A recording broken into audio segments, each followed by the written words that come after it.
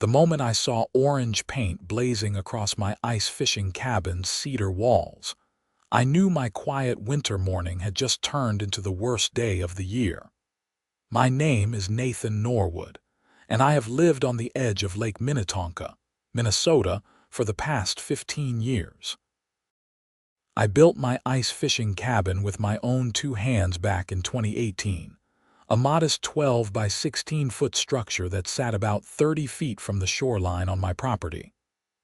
The cabin was not fancy, just insulated walls, a small wood stove, a couple of bunks, and enough space to store my ice fishing gear. It was my sanctuary during the brutal Minnesota winters, the place where I could escape and actually enjoy the sub-zero temperatures that everyone else complained about. I worked as a water systems engineer for the county, specializing in rural water supply infrastructure. It was not glamorous work, but it paid well, and I knew every pipe, pump, and valve system within 50 miles. That knowledge would become very important very soon, though I did not know it yet as I stood there staring at what remained of my cabin. The destruction was total. The front wall had been completely caved in, the roof sagged at a dangerous angle, and the entire structure had been pushed about 6 feet off its foundation. Fishing rods, tackle boxes, and personal belongings were scattered across the frozen ground like debris from a tornado. The orange paint, I realized, was not paint at all but some kind of spray marker, the kind road crews used. Someone had marked my cabin before destroying it. I pulled out my phone and called the county sheriff. Deputy Morrison arrived within 20 minutes, his cruiser crunching across the snow-covered driveway. He was a good guy, someone I had known since high school, and the look on his face when he saw the damage told me he was just as confused as I was. "Nathan, what the hell happened here?"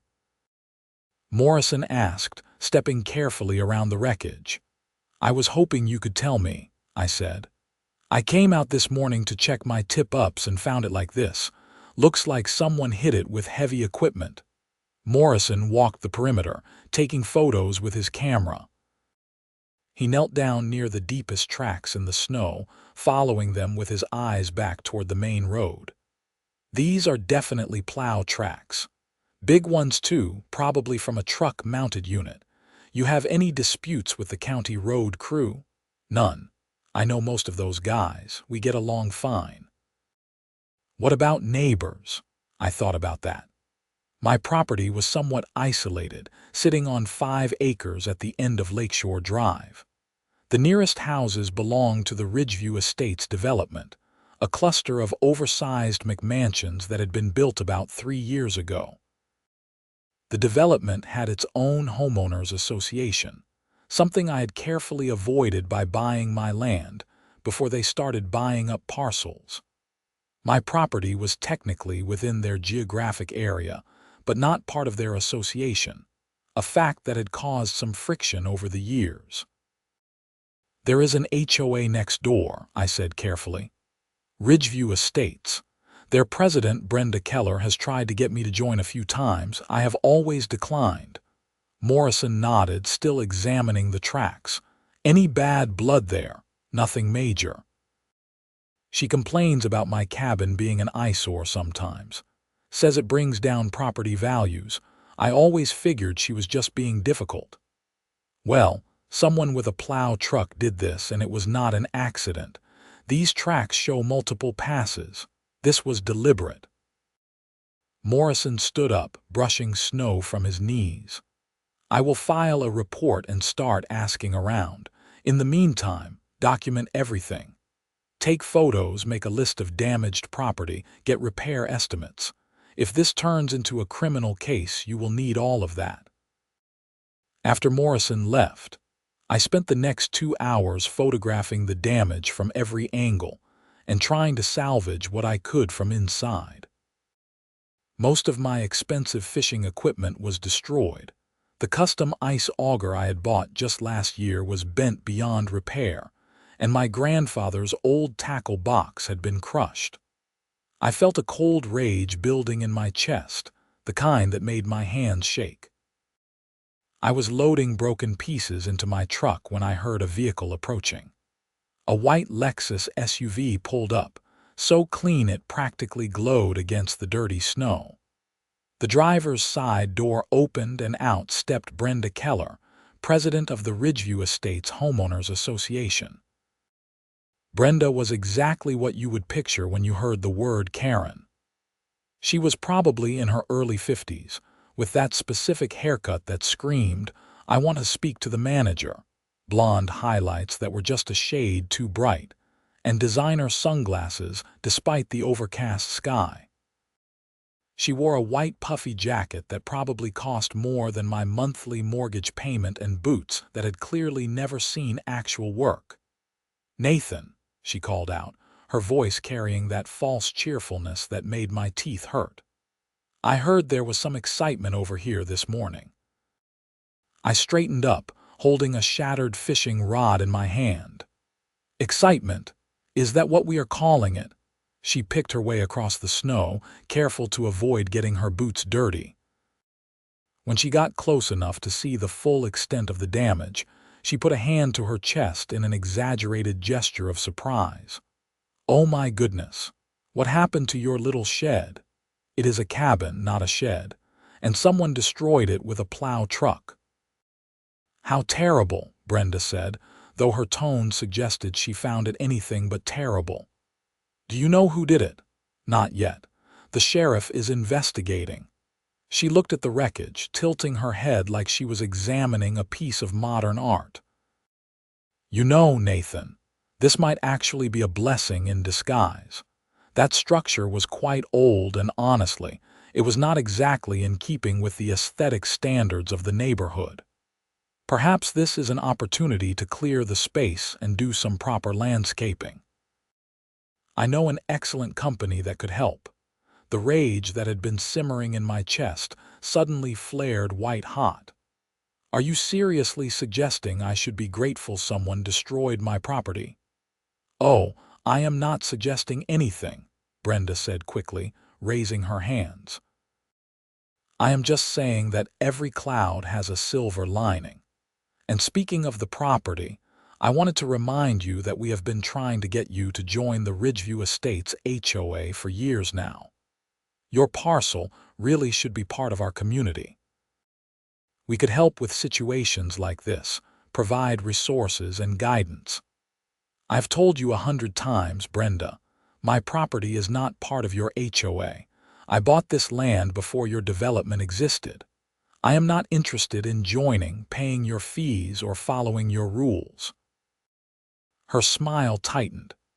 "Be that as it may, your property does affect the overall value of our community. The homes in Ridgeview Estates are worth between $700,000 and $1.2 million.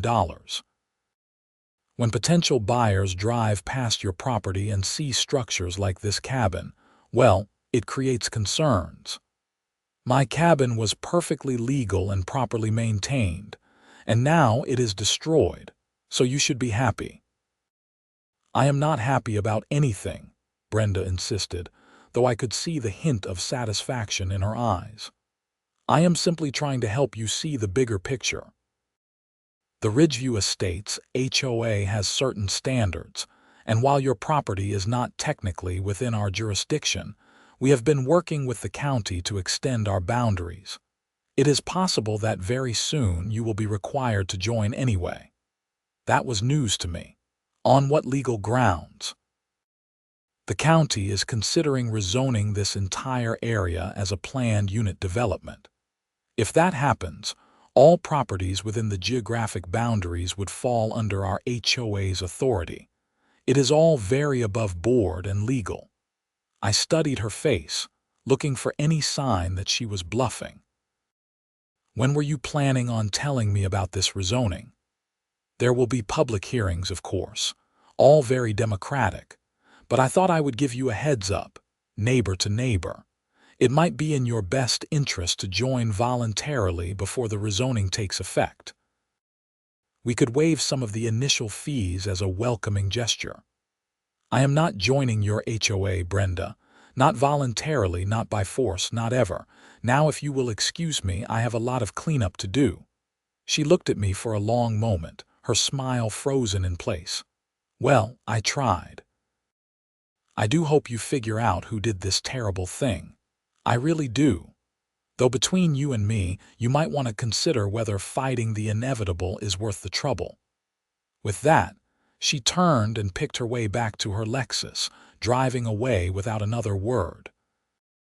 I stood there watching her leave, my mind racing. The timing was too convenient. The morning my cabin gets destroyed, Brenda shows up talking about property values and HOA membership. Either she was capitalizing on an unfortunate coincidence, or she knew more than she was letting on. I pulled out my phone and called Morrison back. "I need to add something to my statement. Brenda Keller from the HOA just paid me a visit. I think she might know something about this." Over the next 3 days, I threw myself into the investigation while trying to salvage what I could from the cabin. Morrison ran down the Plow truck angle and discovered something interesting.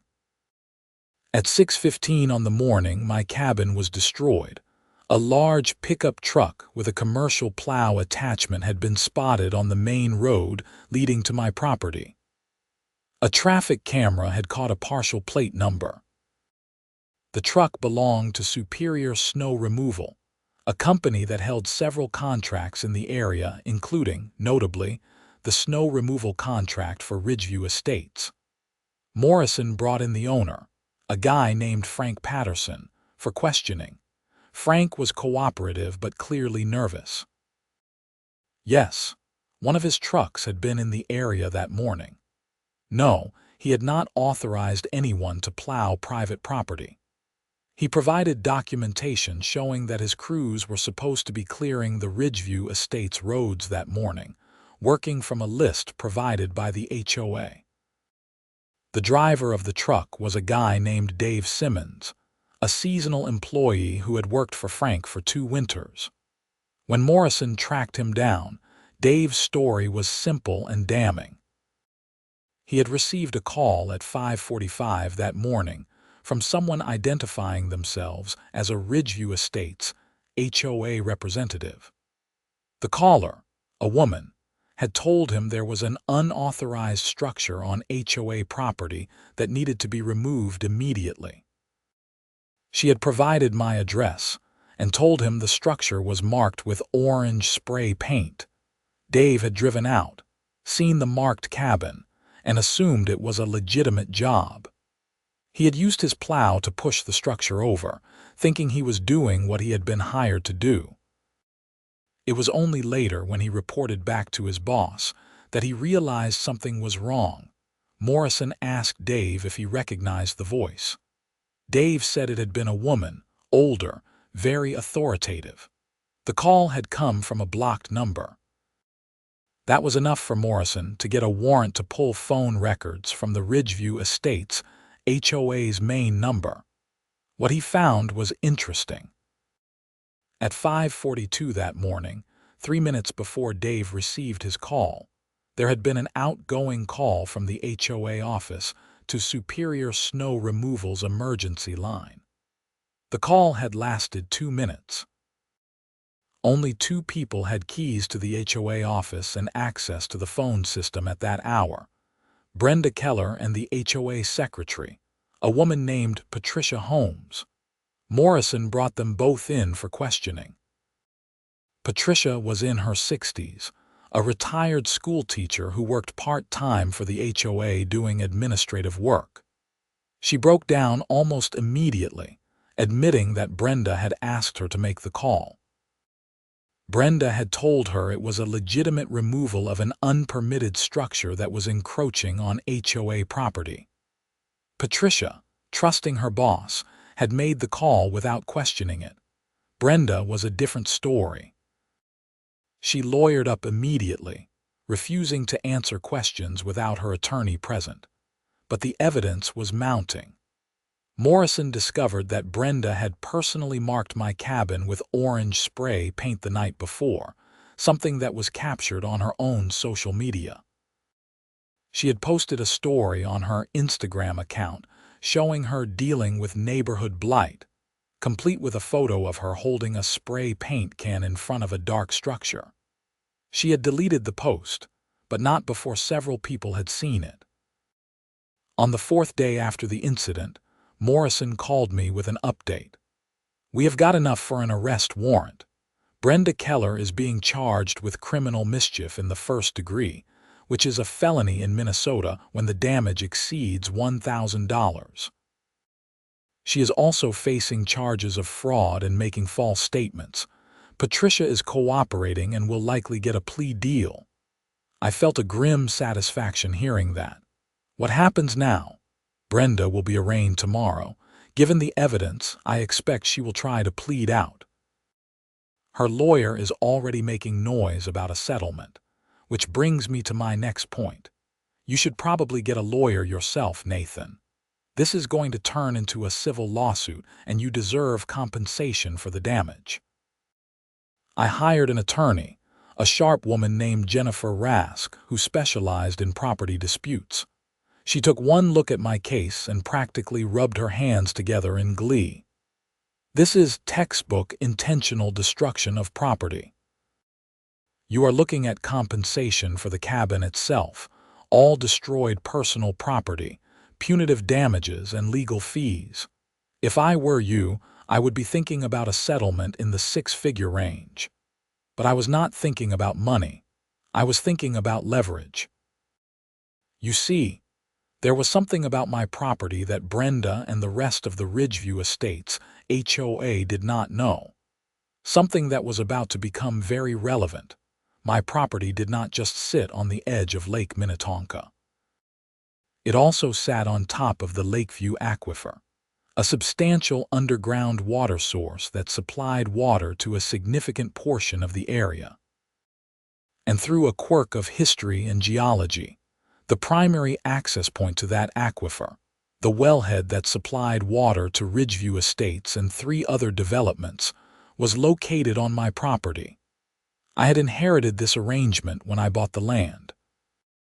The previous owner had granted an easement to the County Water Authority back in the 1980s, allowing them to maintain a well and pumping station on the southwest corner of the property. In exchange, the landowner received free water and a modest annual payment. When I bought the property, I had inherited that easement and those benefits. But here was the thing about easements. They could be modified or revoked under certain circumstances. And one of those circumstances was if the property owner could demonstrate that the easement was being used in a way that harmed their interests, or if the beneficiaries of the easement were causing problems. I had not thought much about the easement in years. The well and pumping station were automated, required minimal maintenance, and caused me no trouble. A county technician came out once a month to check the equipment, and that was it. But as I sat in my kitchen looking at the estimates for rebuilding my cabin, an idea began to form. I called my lawyer. "Jennifer, I need to ask you about easements." Over the next hour, she explained the intricacies of easement law in Minnesota. The key point was this: while easements were generally difficult to revoke, they could be renegotiated or modified if circumstances changed. And causing deliberate harm to the property owner was definitely a changed circumstance. "Are you thinking what I think you are thinking?" Jennifer asked. "I am thinking that the Ridgeview Estates HOA has been using my property to access water, and they just destroyed my cabin. That seems like a situation that might require some renegotiation." Jennifer was quiet for a moment. "Nathan, be very careful here. You cannot just shut off their water supply. That would create health and safety issues and could expose you to liability. But you could absolutely use this as leverage in settlement negotiations. The question is, do they even know about the water situation?" That was a very good question. I pulled out the plat maps and easement documents and started doing research. The wellhead on my property supplied water to 4 developments: Ridgeview Estates, Meadowbrook Village, Sunrise Hills, and Thornton Acres. Together, those developments represented about 300 homes. The well was part of a private water system that had been established before the county municipal water lines had reached this far out. The system was managed by the Lakeview Water Cooperative, a private entity that maintained the infrastructure and built the developments for usage. But the land where the well sat, and therefore the access to the aquifer, was mine. And if I revoked the easement, the cooperative would need to find a new location for a well, a process that could take years and cost millions of dollars. I called the Lakeview Water Cooperative and asked to speak to their manager. A man named Robert Chen got on the line. "Mr. Norwood, what can I do for you?" he asked. "I am calling about the easement on my property. I have had some issues recently, and I am reviewing all of my property agreements. I wanted to understand exactly what the terms of the easement are." Robert seemed happy to explain. The easement was renewable every 10 years, with the next renewal coming up in 14 months. Either party could request modifications during the renewal process, or either party could choose not to renew, though that would require 3 years' notice to allow for alternative arrangements. "Has there ever been any discussion about moving the well to a different location?" I asked. "Not seriously," Robert said. "Your property has ideal geology for well access. The aquifer is close to the surface there, and the water quality is excellent. Moving the well would be technically possible but expensive. We would need to find suitable land, which is not easy in this area, drill a new well, build a new pumping station, and connect it to the existing distribution lines. We are talking about a $3 to $5 million project, probably more." "And if the easement was revoked before the renewal period?" Robert laughed nervously. "That would be a nightmare scenario. We would have to implement emergency water rationing for all 4 developments while we rush to find an alternative. It could take 2 or 3 years to get a new well online, maybe longer with permitting and environmental reviews. Why do you ask? Are you having concerns about the easement?" "Just gathering information at this point. Thank you for your time, Robert." After I hung up, I sat back and thought about what I had learned. I had no intention of actually cutting off water to 300 families. That would be cruel and probably illegal. But the threat of complications with the easement renewal was a powerful bargaining chip. I called Jennifer back and laid out the situation. She was quiet for a long time after I finished. "This changes everything," she finally said. "If Brenda and the HOA knew about the water situation, they never would have touched your cabin. The fact that they did means they either did not know or did not care. Either way, we can use this." "How?" "We are going to request a meeting with the HOA board and their legal counsel. We are going to present them with your damages claim and make them understand exactly what they have done. And then we are going to negotiate a settlement that makes you whole and ensures this never happens again." The meeting was scheduled for the following Monday evening at the Ridgeview Estates clubhouse. Jennifer and I arrived to find the HOA board assembled. Brenda Keller, looking pale and angry, the vice president; a retired banker named Gregory Walsh; the treasurer, a nervous-looking woman named Susan Park; and their attorney, a slick-looking guy in an expensive suit named David Marsh. Jennifer started by laying out the facts of the case: the intentional destruction of my cabin, the criminal charges against Brenda, the documented evidence of fraud and false statements. She presented a detailed accounting of my damages: $42,000 for the cabin itself, $18,000 for destroyed personal property, and emotional distress that was harder to quantify but significant. My client is prepared to pursue this through civil court, Jennifer said. Given the criminal charges and the clear evidence of intentional wrongdoing, I am confident we would win a judgment that includes not just compensatory damages, but significant punitive damages as well. However, Mr. Norwood is willing to consider a settlement if the HOA is prepared to be reasonable. David Marsh, the HOA attorney, leaned forward. Miss Rask, while we acknowledge that an unfortunate incident occurred, my clients dispute the characterization of this as intentional wrongdoing. Miss Keller made an error in judgment based on a misunderstanding about property boundaries. The HOA is willing to offer compensation for the damaged structure, but we believe your demands are excessive. A misunderstanding, I said, unable to keep quiet any longer. Brenda specifically told the snow removal company to destroy my cabin. She marked it with spray paint the night before. That is not a misunderstanding, that is premeditated destruction. Brenda spoke up for the first time, her voice tight with anger. Your cabin was an eyesore that brought down property values for the entire neighborhood. I did what I thought was necessary to protect the interests of the homeowners in this community. It was not your property and you had no right to touch it, I shot back. Gregory Walsh held up his hands. Let us all calm down. David, what are we looking at in terms of potential liability if this goes to court? Marsh hesitated. In a worst-case scenario with compensatory damages, punitive damages, and legal fees, we could be looking at $200,000 or more. But I think we can negotiate something more reasonable. We are prepared to offer $60,000 to settle this matter, provided Mr. Norwood signs a full release and agrees not to pursue criminal charges. I do not control the criminal charges, I said. That is up to the county attorney. And $60,000 does not begin to cover what you have cost me. Jennifer leaned forward.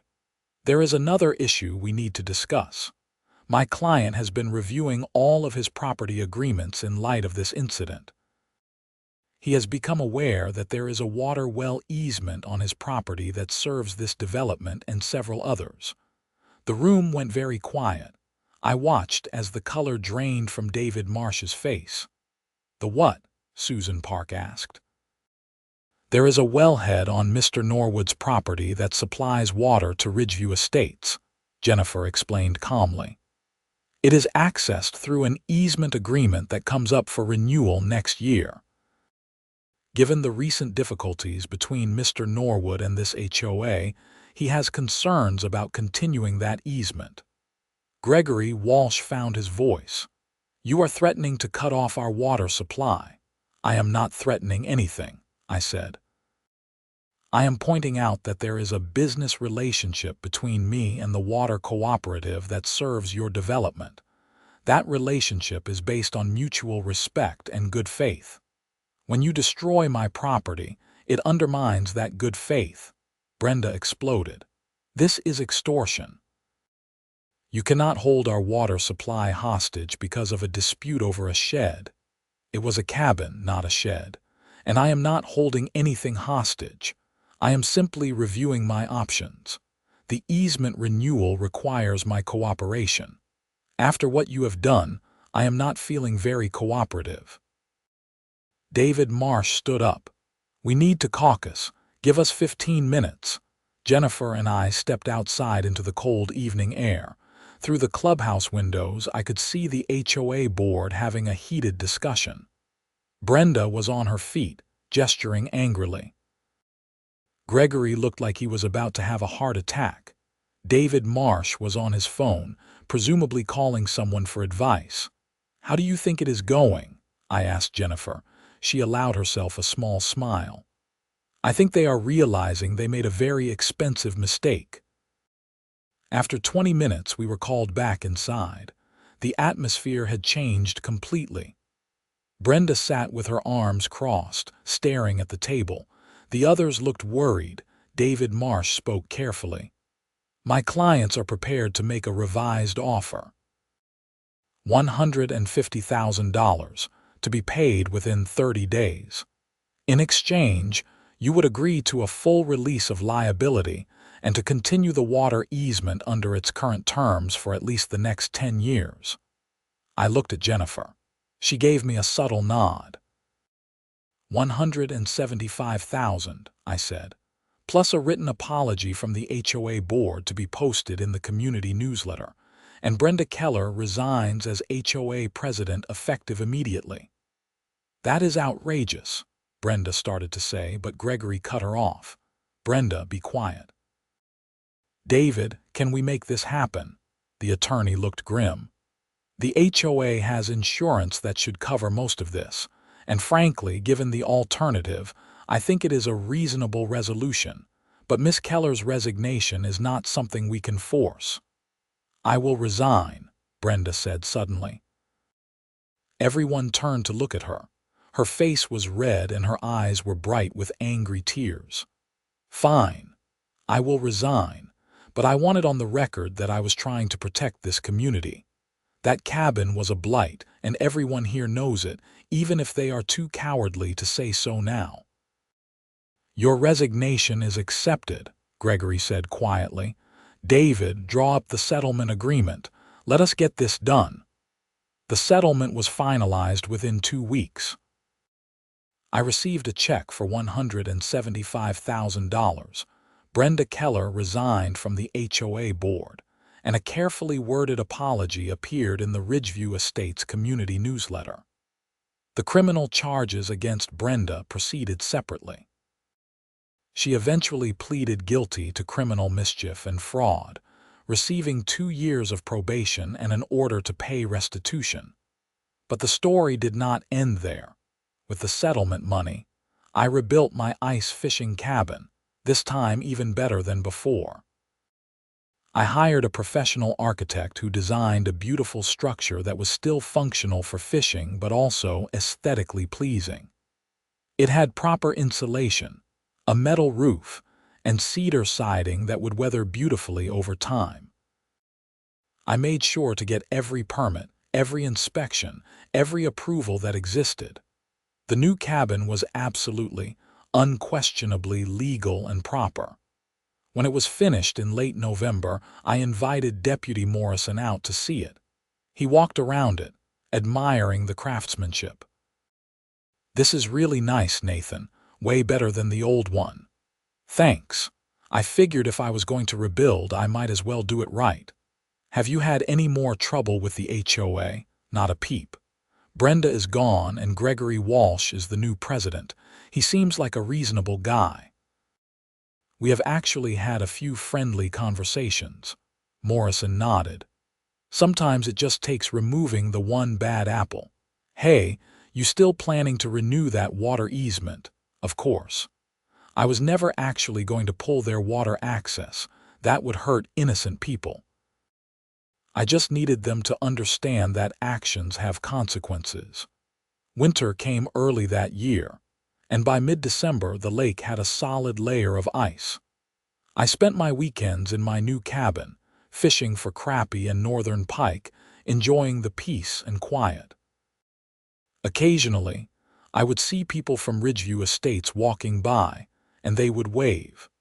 Some would stop to chat, complimenting the cabin and apologizing for what had happened. One Saturday morning in January, I was inside the cabin with my fishing lines down when I heard footsteps on the ice.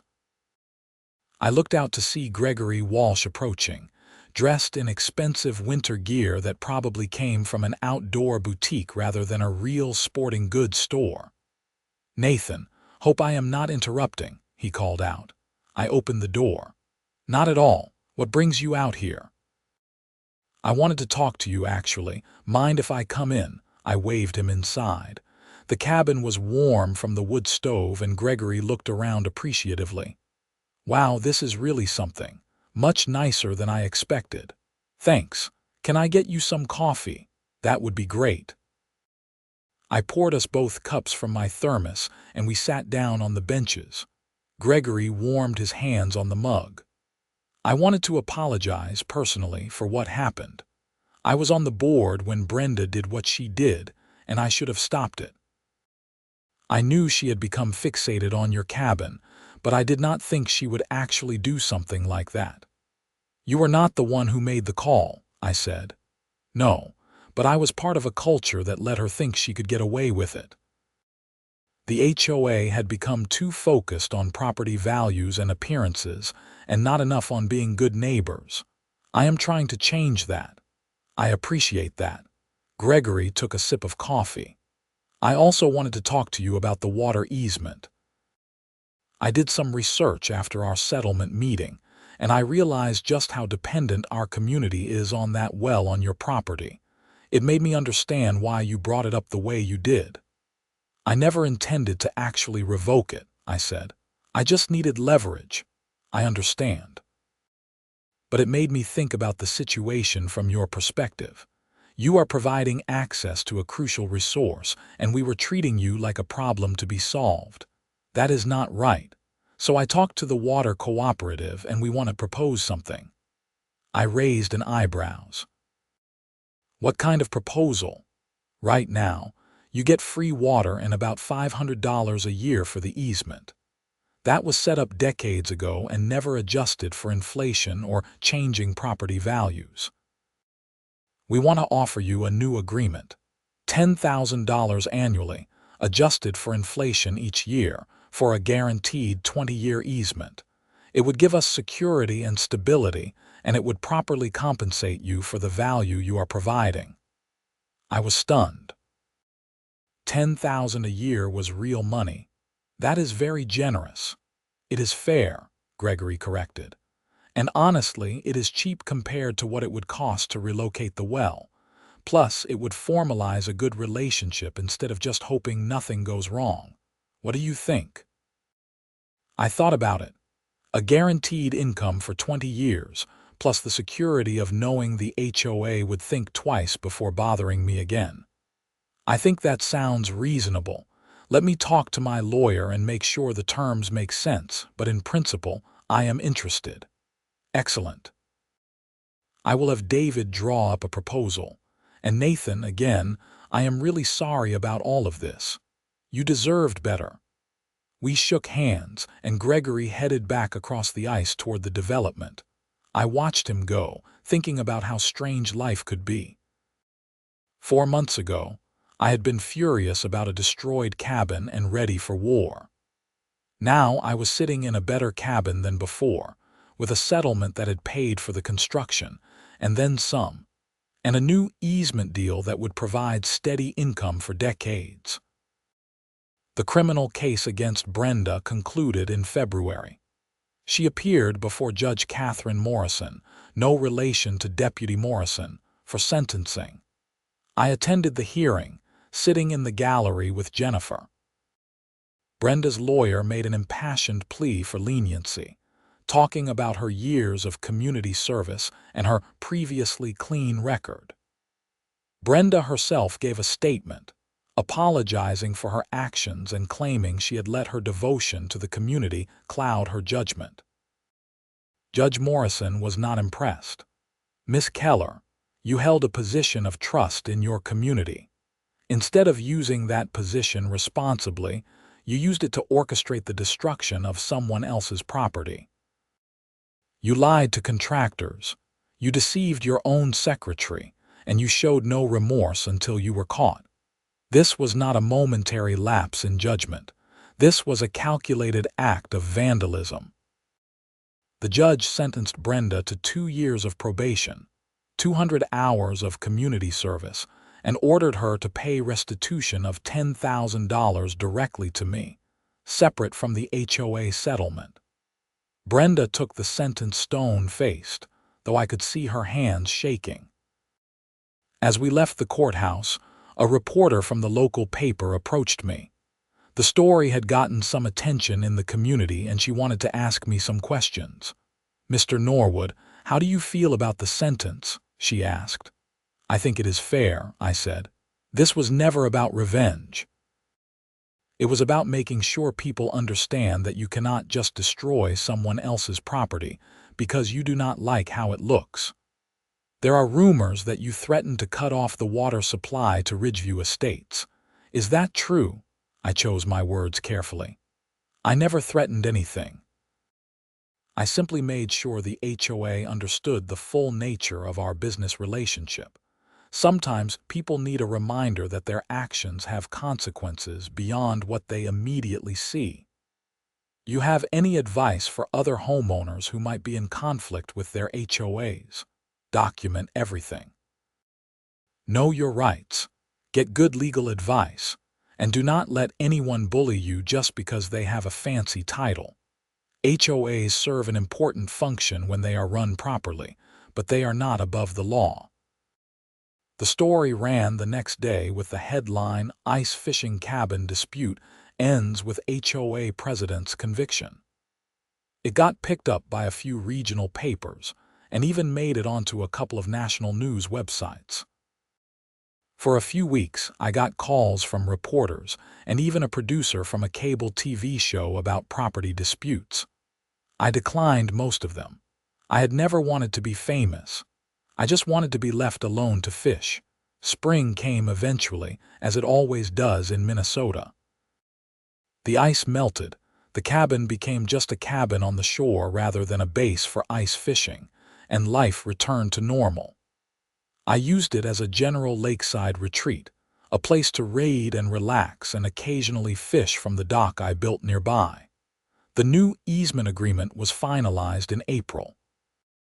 I signed a 20-year deal with the Lakeview Water Cooperative that guaranteed them access to the well on my property in exchange for $10,000 annually, adjusted for inflation. The cooperative also agreed to improve the security around the well site and to give me advance notice of any maintenance that would require accessing my property. Gregory Walsh proved to be a much better HOA president than Brenda had been. He focused on actual community issues rather than trying to control what people did on their own property. The HOA dropped its plans to try to extend its boundaries to include my property.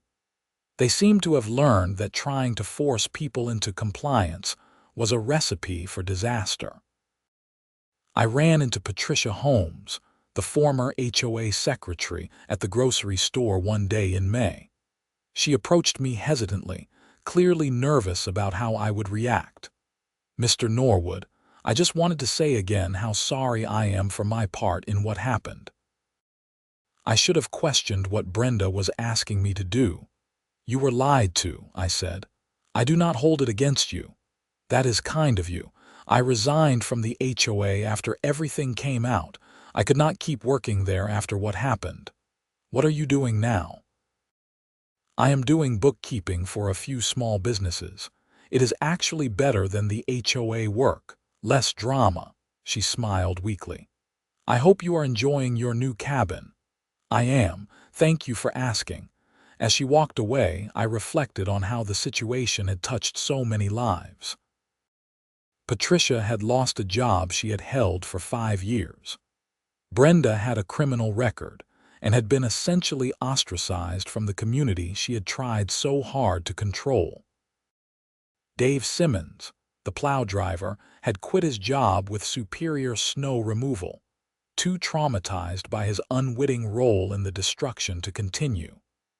Frank Patterson had lost his contract with Ridgeview Estates and nearly lost his business before managing to line up new clients. All of this because Brenda Keller could not stand the sight of my ice fishing cabin. That summer, I did something I had been thinking about for a while. I invited the new HOA board out to my property for a cookout. Gregory Walsh came, along with Susan Park and the new board members they had recruited. We grilled burgers, drank beer, and talked like normal neighbors. "This is really beautiful property," Susan said, looking out at the lake. "I can see why you love it here." "I have been here 15 years and I never get tired of the view." "Can I ask you something?" Gregory said. "When you brought up the water easement during our negotiations, were you really prepared to revoke it?" I considered the question.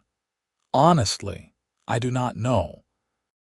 I was angry enough that I might have tried, even though it would have hurt a lot of innocent people.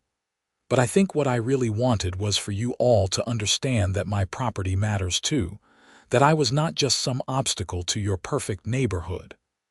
We understand that now, Gregory said.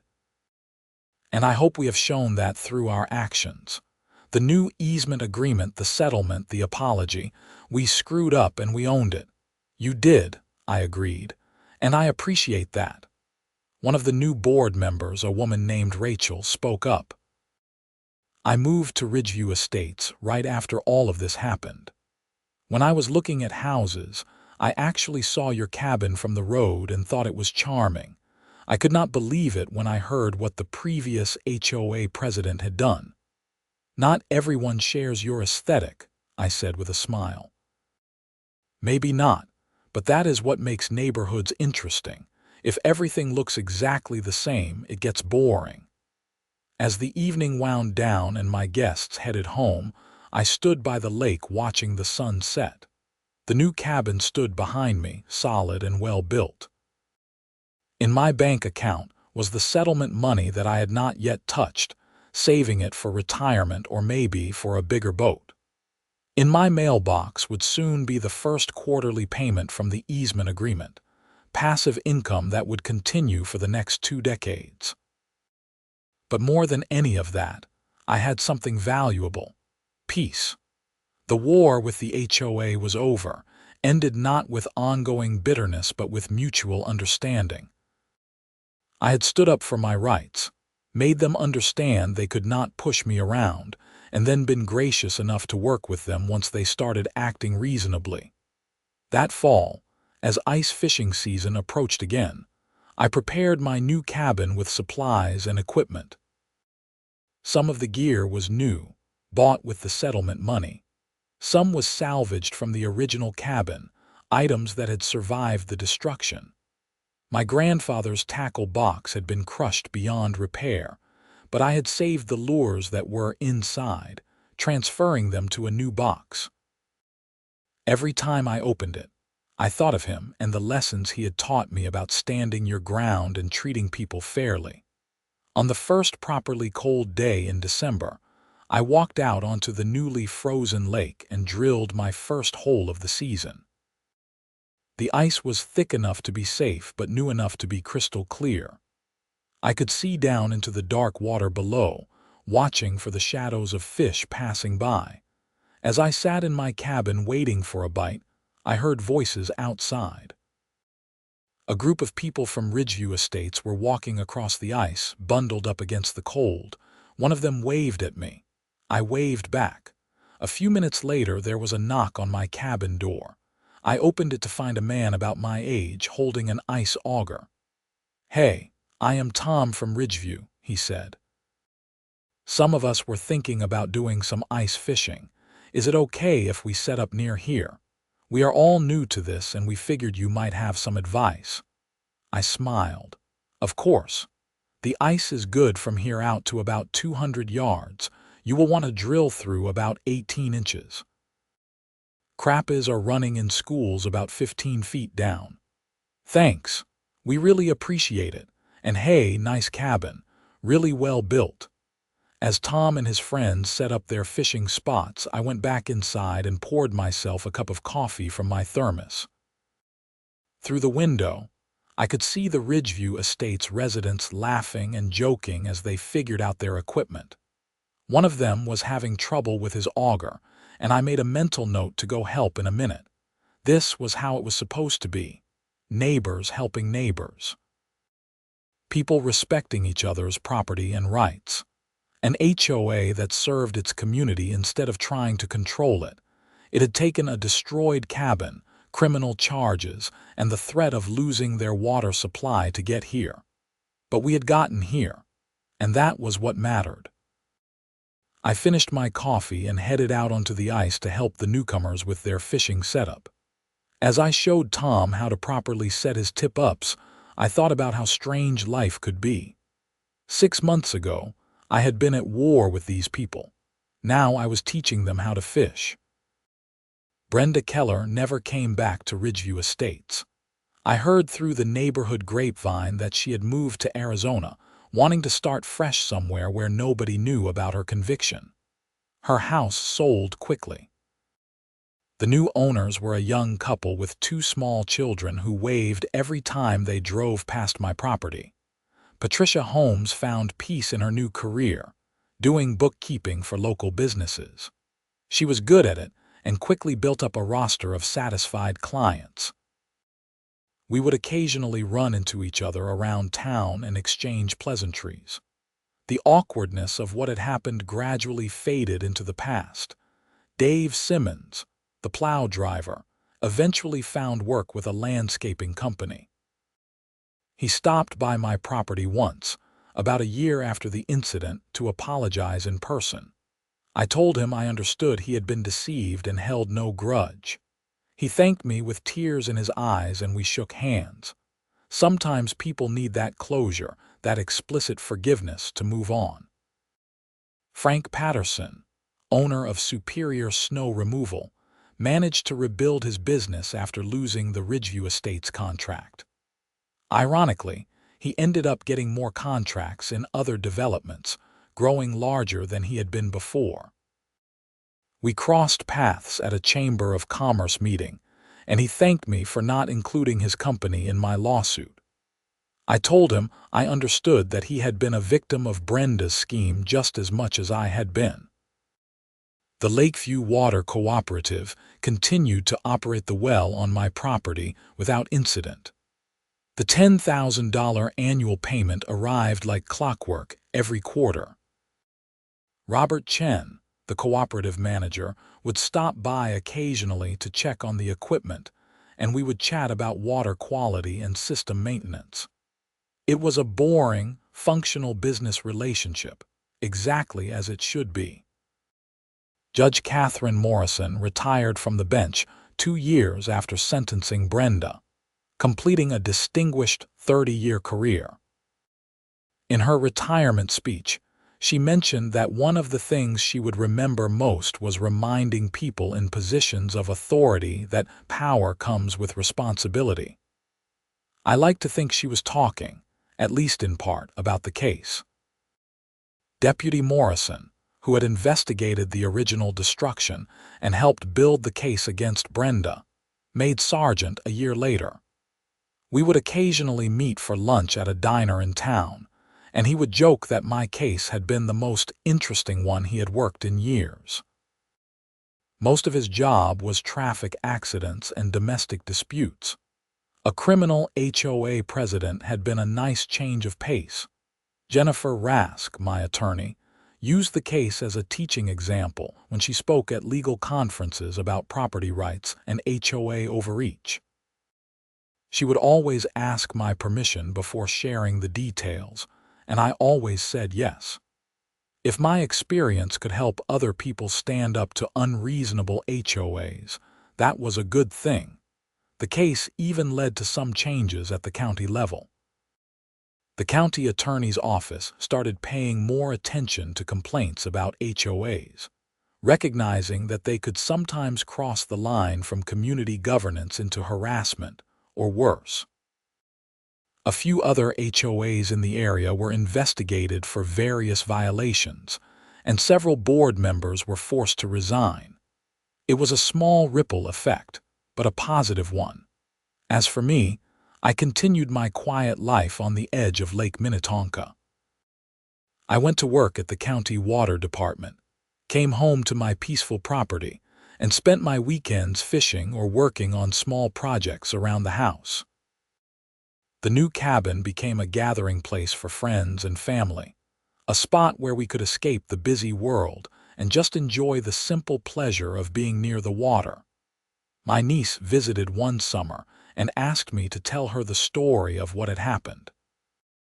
She was studying political science in college and was interested in local governance and power structures. I told her the whole tale, from the morning I found my cabin destroyed to the final settlement agreement. "So what is the lesson?" she asked when I finished. What should people take away from this? I thought about it for a moment. I think there are a few lessons. First, know your rights.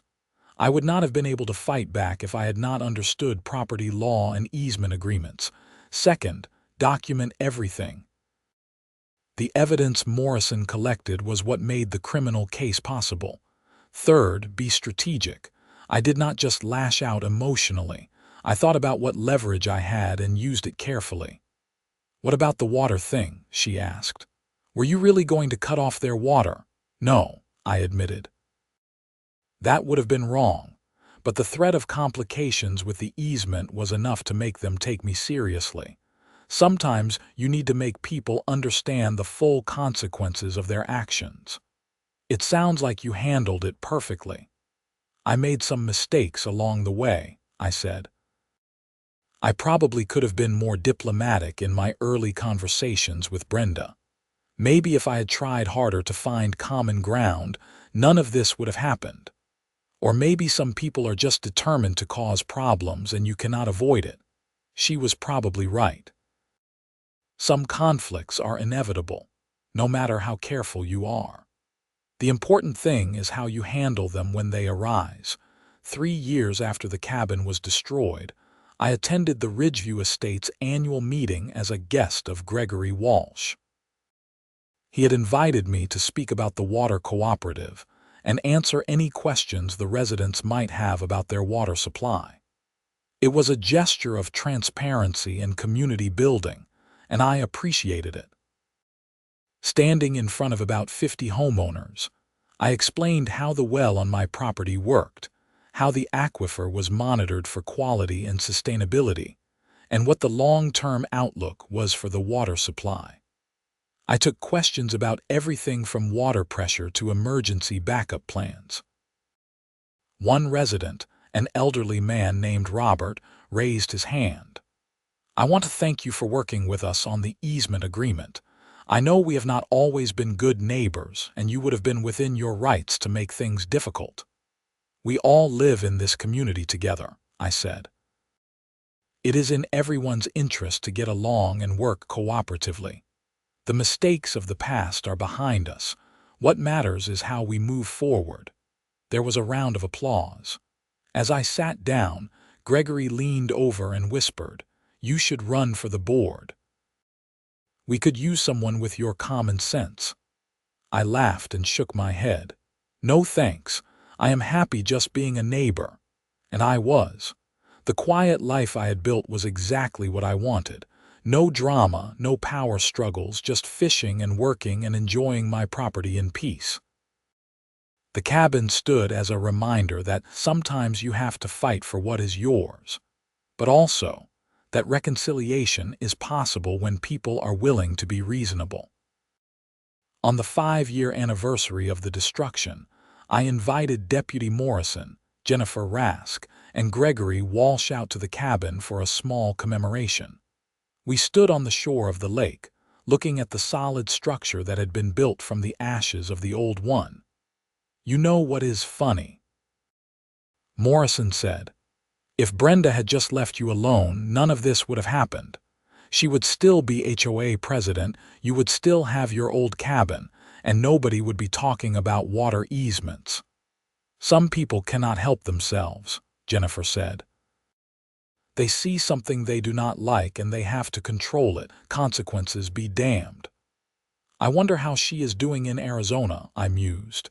"Do you really care?" Gregory asked. I thought about it. "Not really. I hope she learned something from all of this, but that is between her and her conscience. I got what I needed out of the situation."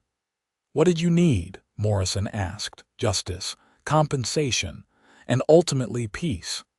I gestured at the cabin, the lake, the whole property. "This is what I was fighting for. The right to enjoy my own land without someone trying to tell me it was not good enough, and I won that fight." We drank a toast to that, then went inside the cabin where I had a pot of chili warming on the stove. We spent the afternoon telling stories and laughing about the absurdity of the whole situation. It is easier to laugh about things when they are in the past, and everything worked out. As my guests left, Jennifer pulled me aside. I have been meaning to ask you something. Would you be willing to let me write up this case for a law journal? It is a great example of how property rights and HOA authority intersect, and I think it would be valuable for other attorneys to study. Sure, I said. Just change the names to protect the innocent and the guilty. Them too. Brenda paid her debt. No need to keep dragging her name through the mud. Jennifer smiled. You are more forgiving than I would be. I can afford to be, I said. I won. The article came out 6 months later in the Minnesota Property Law Review. It was titled Easements as Leverage, a case study in HOA overreach and property owner rights. Jennifer had changed all the names and identifying details, but the basic facts of the case were there. It became required reading in several law school property law courses. I got a kick out of knowing that law students were analyzing my situation in their classes. Life continued its steady rhythm. Winters brought ice fishing, summers brought warm evenings by the lake, and the cabin stood solid through all of it. The $10,000 annual easement payment became a comfortable source of supplemental income. I invested most of it, watching it grow steadily over the years. The Ridgeview Estates HOA became, under Gregory's leadership, a model of reasonable community governance. They focused on maintaining common areas, organizing community events, and dealing with legitimate issues like road maintenance and snow removal. They stopped trying to control what individual homeowners did with their own property, as long as it was legal and not genuinely harmful to others. Other HOAs in the area started hearing about what had happened, and, perhaps fearing a similar situation, began to ease up on their more draconian policies. The threat of legal action and negative publicity was a powerful motivator for reasonable behavior. In a way, Brenda's downfall had made life better for homeowners throughout the region. I eventually became friends with many of my neighbors in Ridgeview Estates. We helped each other with projects, attended each other's barbecues, and generally acted like people in a community should act. The initial hostility faded into a distant memory, replaced by mutual respect and even genuine affection. On my 60th birthday, the HOA threw me a surprise party at the clubhouse. There were about 100 people there, neighbors and friends, and even some of my co-workers from the county. Someone had made a cake decorated to look like my ice fishing cabin. Gregory gave a speech about how much the community valued having me as a neighbor. It was touching and a little overwhelming. These were the same people whose previous leadership had destroyed my property. But they were not responsible for Brenda's actions, and they had worked hard to make amends. Standing there surrounded by well-wishers, I realized that the whole terrible experience had ultimately brought us closer together rather than driving us apart. As I cut the cake, I thought about the journey that had brought me to this moment. The anger and frustration of finding my cabin destroyed, the cold calculation of figuring out my leverage, the satisfaction of winning the legal battle, and finally, the wisdom of accepting peace when it was offered. If I could go back and prevent the whole thing from happening, would I? Of course. I would rather have kept my grandfather's tackle box and avoided the stress and expense of the legal battle. But given that it happened, I could not complain about how it turned out. I got justice, compensation, and ultimately a better relationship with my community than I had before. The years continued to pass. I retired from the county water department at 65 after 30 years of service. My retirement party was held at the cabin, naturally, with colleagues and neighbors mixing together in the warm summer evening. Someone joked that I had spent my career managing water systems and had ended up with a water easement as my retirement income. It was a nice symmetry. In my retirement, I spent even more time at the cabin. I taught fishing to local kids, including several from Ridgeview Estates. I joined the Water Cooperative Board, using my technical knowledge to help ensure the system was properly maintained. I volunteered with a local organization that helped veterans learn ice fishing as a form of therapy. The cabin became something more than just a personal retreat. It became a community asset, a place where people could come together and enjoy the simple pleasure of being outdoors. I never charged anyone to use it, never made it exclusive or private. It was mine, absolutely and legally, but I shared it generously with anyone who would appreciate and respect it. Gregory Walsh developed health problems in his late 60s and had to step down as HOA president. The board elected Susan Park to replace him, and she continued his philosophy of reasonable, community-focused governance. By that point, the HOA had been running smoothly for so long that everyone had forgotten there had ever been a different way. I saw Brenda Keller one more time, about 10 years after everything happened. I was in Phoenix visiting a friend and happened to run into her at a shopping mall. She looked older, grayer, more worn down than I remembered. We made eye contact across the food court, and for a moment I thought she might ignore me. But then she walked over. "Nathan," she said quietly, "Brenda, I heard you made out pretty well from everything." "I was compensated for my losses, if that is what you mean," she nodded. "I know I never apologized properly. What I did was wrong. I let my ego and my need for control override my better judgment. I hurt you, and I hurt the community I was supposed to serve. I am sorry." It was, I realized, the first genuine apology she had given. In court, she had gone through the motions, saying what her lawyer told her to say, but this was different. This was real remorse. "Thank you," I said. "I appreciate you saying that. How is the cabin?" "Better than ever. It has become kind of a community gathering place."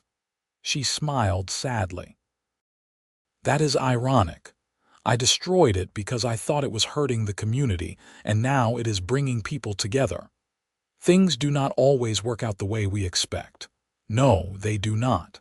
She hesitated, then said, "I learned a lot from what happened. About humility, about consequences, about not taking myself so seriously. It was an expensive lesson, but I needed it." We talked for a few more minutes. Two people who had once been enemies, now just two people who had shared a difficult experience and come out the other side. When we parted ways, I felt a sense of closure that I had not realized I needed. Flying home to Minnesota, I reflected on the whole arc of the story. It had started with destruction and anger, moved through conflict and legal battles, and ended with reconciliation and growth. That was life, I supposed. Things happened, you dealt with them as best you could, and you moved forward. The cabin still stands on the shore of Lake Minnetonka. I am writing this from inside it now, on a cold December morning with ice forming on the lake. My fishing lines are down, waiting for the walleye to bite. The wood stove is keeping everything warm and comfortable. Outside, the Ridgeview Estates development is visible in the distance, its expensive homes looking picture perfect in the winter sunshine. In a few hours, I will have visitors. A group of teenagers from the neighborhood are coming out to learn ice fishing. I will teach them about safety, about patience, about respecting the environment. Maybe I will tell them the story of how this cabin came to be, about standing up for your rights and forgiving those who wrong you. The $10,000 easement payment will hit my bank account next week, the 40th such payment I have received. In another 15 years, when I am 80, the current easement agreement will expire. I have already talked to the water cooperative about extending it again. Why would not I? It is good money. It serves the community, and it requires almost nothing from me. Sometimes I think about alternate timelines. What if Brenda had never destroyed my first cabin? What if I had joined the HOA when they first asked? What if I had not known about the water easement? Each of those paths would have led to a different outcome, a different version of my life. But I am happy with the path I took. The first cabin is gone but not forgotten. The new cabin is better in every way. My relationship with my neighbors is strong and genuine. I have enough money to live comfortably in retirement. And I have a good story to tell, one that reminds people that justice is possible, that standing up for yourself matters, and that reconciliation is always worth pursuing. The tip-up on my nearest hole suddenly jerks, the flag popping up to signal a bite. I set down my coffee and head outside into the cold, ready to see what I have caught. As I pull up the line, feeling the weight of a good-sized fish on the other end, I smile. Life is good on Lake Minnetonka. Hard won, but good.